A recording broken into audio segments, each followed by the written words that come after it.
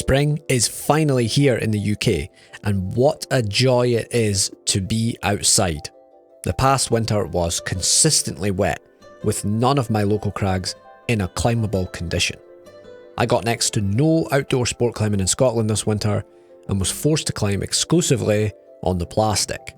However, the upside of the consistently wet weather was that I became very consistent too. Every week from late November to March, I essentially did the same thing.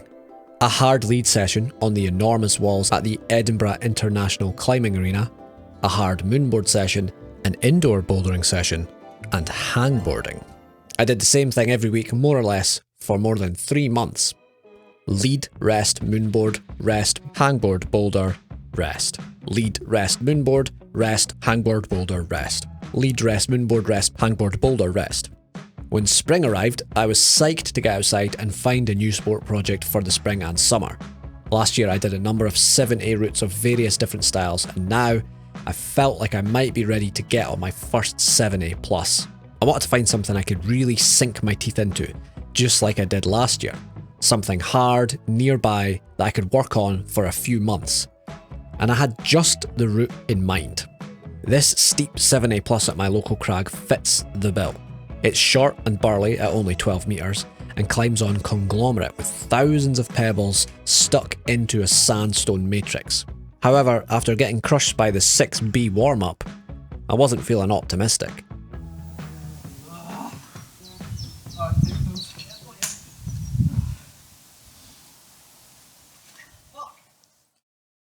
Got destroyed by the 6B. Now to try the 7A plus. That makes sense, logical sense. Yeah, use it for easy.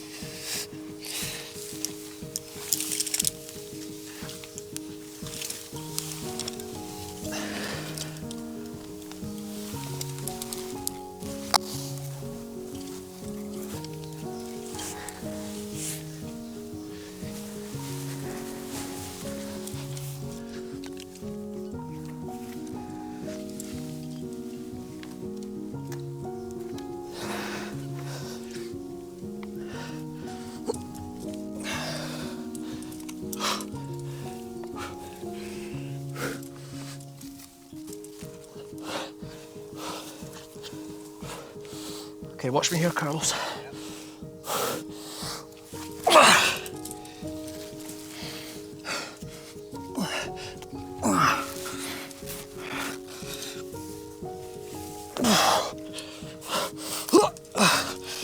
Okay, clip it.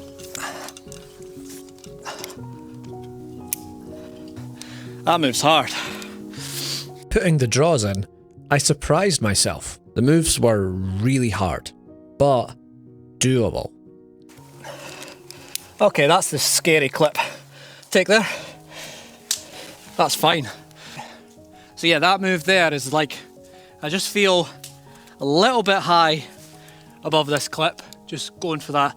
Because I'm just like over this roof, it's a little bit intimidating, because this roof is like, I just can't see what's under there. By sitting on each bolt and resting, the climb was naturally broken down into smaller parts, and nothing felt too overwhelming. Moreover, it felt pretty safe, no sketchy runouts or horrible clipping positions. This was a good pick for a project. Cool, that section's quite easy. It's like good holds all the way.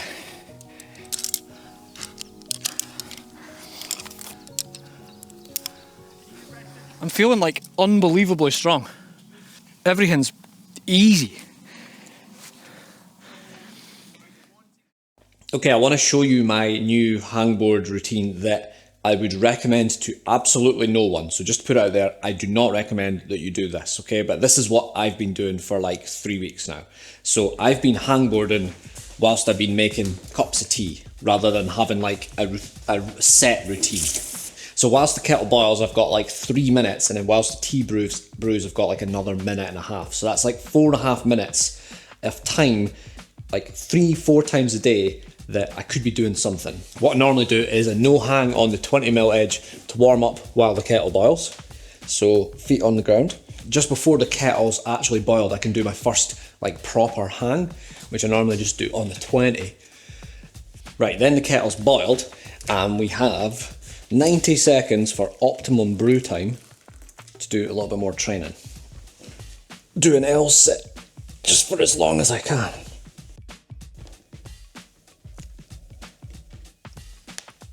Right, I'm going to try the 12.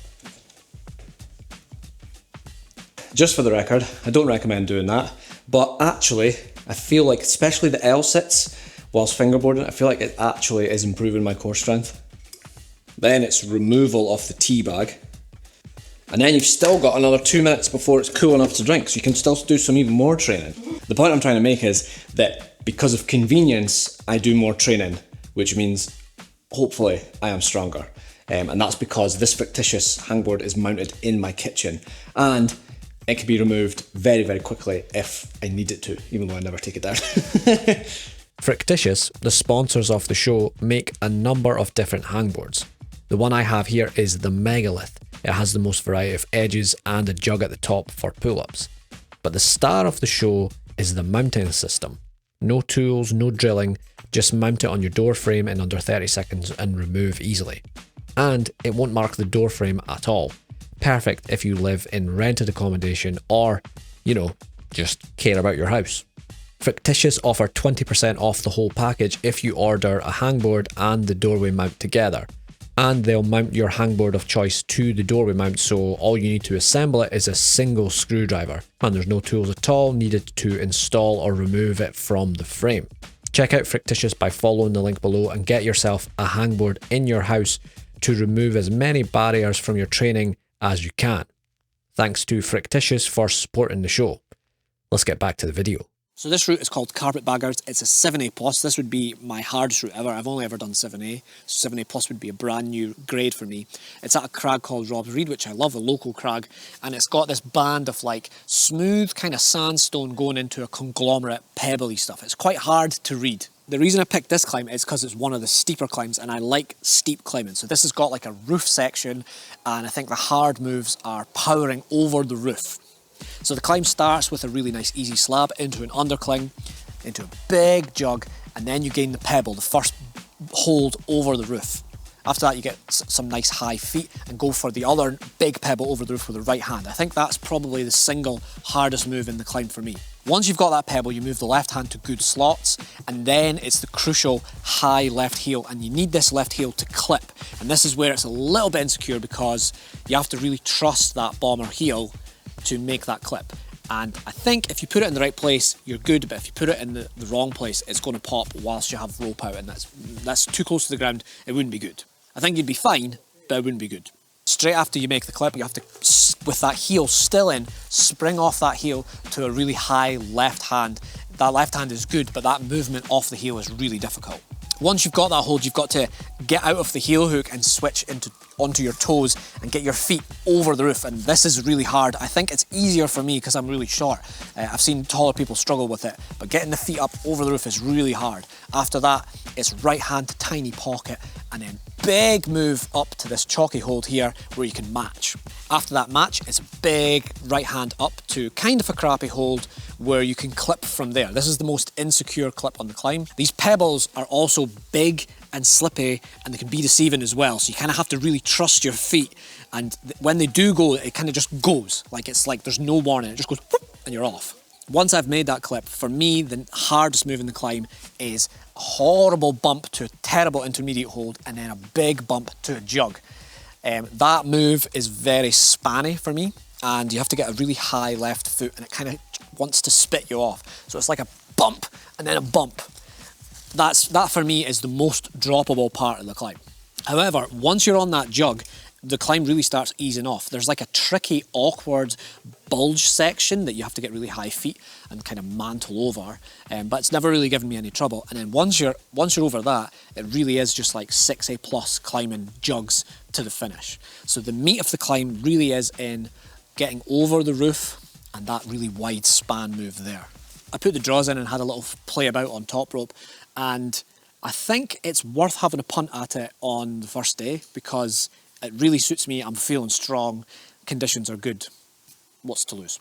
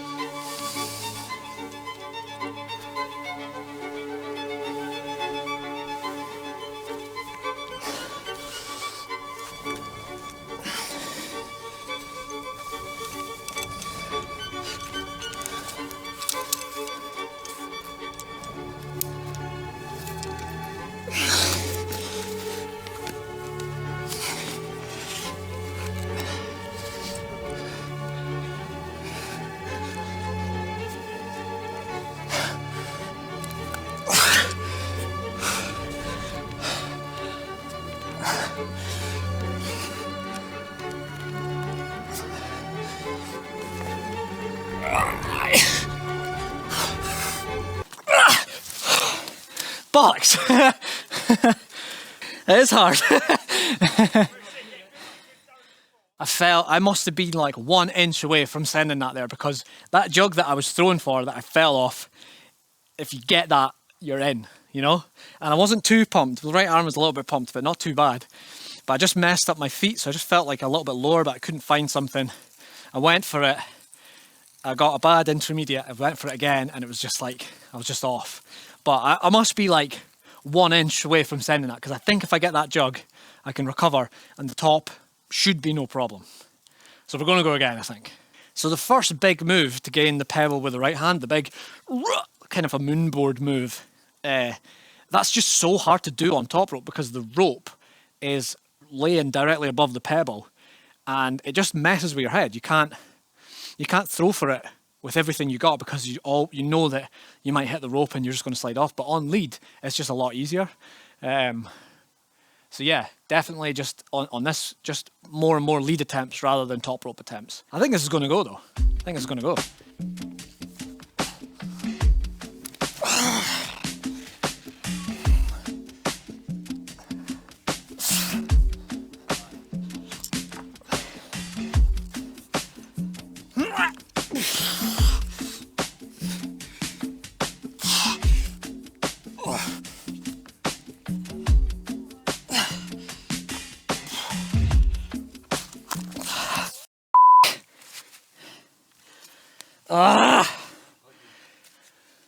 At this point, I'd climbed up to put the draws in, worked the route on top rope, and then had 2 proper red point attempts.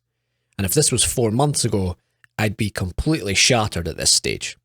But after training on those huge indoor routes at the EICA all winter, I was absolutely feeling fitter, both on the wall and in between burns. I wasn't so pumped after lots of hard moves, and my recovery on the ground was way better.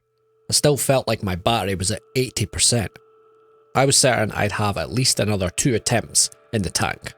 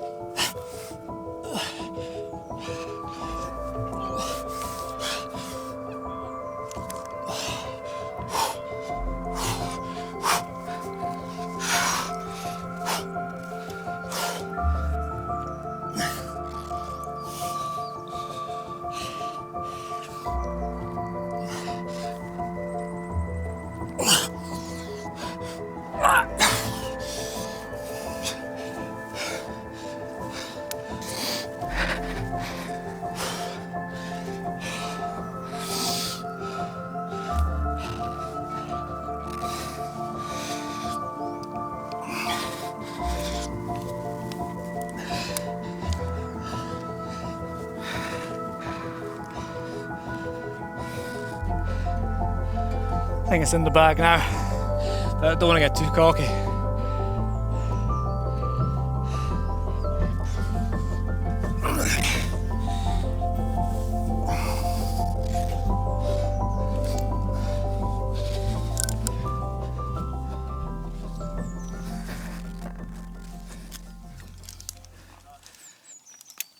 Cool. Yes. So my friends at the bottom are saying, Mike, you're not celebrating like you normally do. And I think it's just because, I mean, I'm psyched, absolutely psyched, but it didn't take me much work to get it. Or rather, all the work was in the winter. I didn't spend a summer project in it, so it's just so much sweeter when you spent months trying it. I mean, it's even better to get it in one day, but I'm now projectless and we'll have to get on to the next thing. So I'm just psyched to get on to the next thing.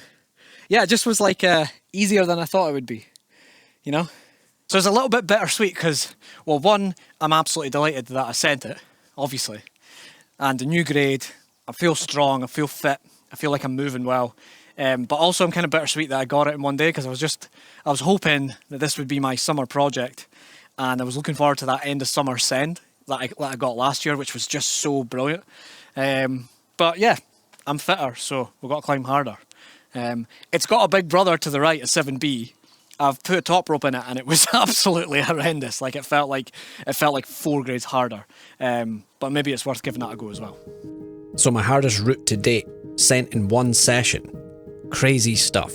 Going into this, I didn't feel fitter or stronger than last season. I didn't notice any radical improvement on plastic over the winter, but to climb anything at 7A or above in a single session is a demonstrable leap forward in my sport climbing. And the only thing I can pin it on is consistency. Consistent bad weather, consistent bouldering, consistent fingerboarding, and lots of big, long, exhausting routes. It really does work. Now to find another proj. I'll let you guys know as soon as I do. Thank you so much for watching. Subscribe if you like this content, and I'll catch you in a week or two. Peace.